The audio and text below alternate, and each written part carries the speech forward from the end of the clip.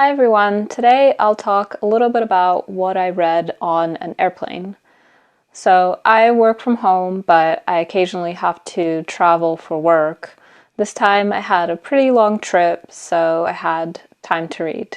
Reading on an airplane is great because when you're in the air, you can't browse social media, check work emails, or look at other entertainment that would distract you from reading. Obviously, the flights have in-flight movies, but I generally find them pretty lackluster, so I don't usually watch them. On the other hand, reading on an airplane is terrible because although you don't have these distractions, you're still stuck in a cramped space in close proximity with screaming kids or people snoring. Anyway, when picking a book for this trip, I didn't want to take anything that was old or fragile or a hardback or heavy, which unfortunately rules out a large part of my library. An ebook would be ideal, I think, for an airplane trip, but I just don't have one. So I looked through my TBR and I picked out a couple of candidates, two of which joined me on my trip.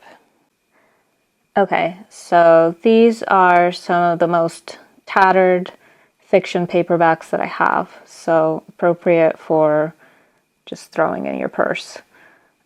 This is probably the most tattered. Got this years ago from a library sale, and I've been trying to read it for a long time, but just never got around to it. But I really want to read it, so if I don't like it, I can unhaul it.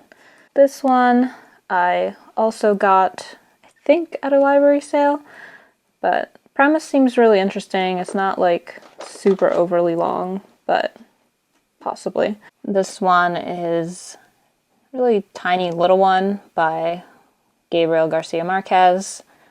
Really like Marquez, so this one might be one that I take. This one's Great Expectations by Charles Dickens. Not the best edition, but good to read on a plane. These are some of my cheaper nonfiction books, paperbacks. God, what a hideous cover. This one was really interesting. Like, it's just math puzzles and things like that in a kind of a pop science book. This one's History of Philosophy, which I find really interesting, and I've just read a history of philosophy that was really, really good, but didn't have these particular topics, so I'm kind of excited about getting into this one. This one is kind of a beginner's manual, I think.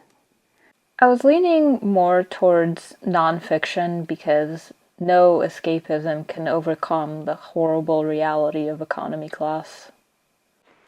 And here it is. This is the winner.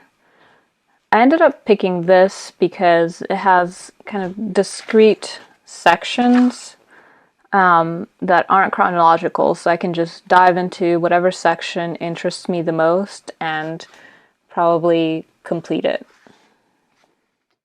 I also picked out an audiobook called Welcome to Night Vale that I could listen to while walking around.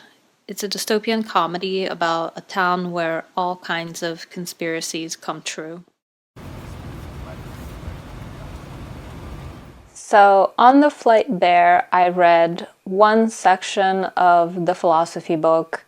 It turned out to be a little bit more academic than I thought, so I didn't really have space on the plane to be scribbling down notes in a notebook or anything like that, so I expect that I'll be rereading this and taking down notes separately so I can understand a little better.